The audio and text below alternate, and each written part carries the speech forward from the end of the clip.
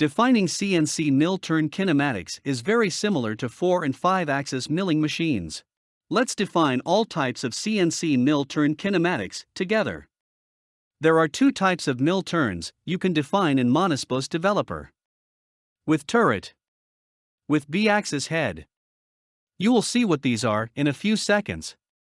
I will first start with CNC mill turn with turret. Here, there are two alternatives again. Main spindle.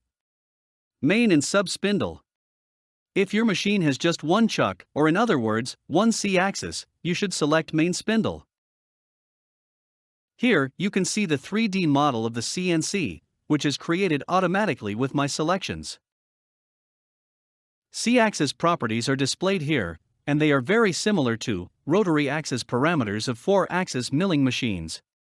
You should watch Defining 5-axis and Defining 4-axis kinematics videos to learn how to use these parameters. There is only one difference here. This is Y-axis exists parameter.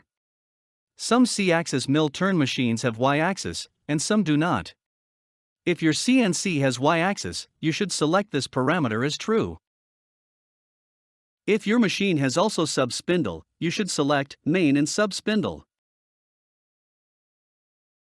As you can see, a sub-spindle is added to the 3D geometry.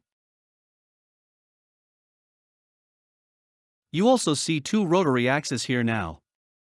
One for main C-axis and the other for sub-spindle. You can independently set their parameters.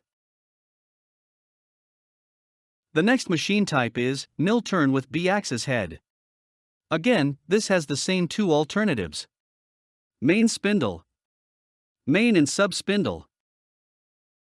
I will select main spindle first. As you can see, a machine with two rotary axes is created. B-axis and C-axis. B-axis is on the head, and C-axis is on the chuck. B-axis settings are same with 5-axis kinematics. Actually, B-axis mill turn machine is no different from 5-axis milling machine. The only difference is that you can also perform turning operations in B-axis mill turns. If you have the sub-spindle, you should again select main and sub-spindle.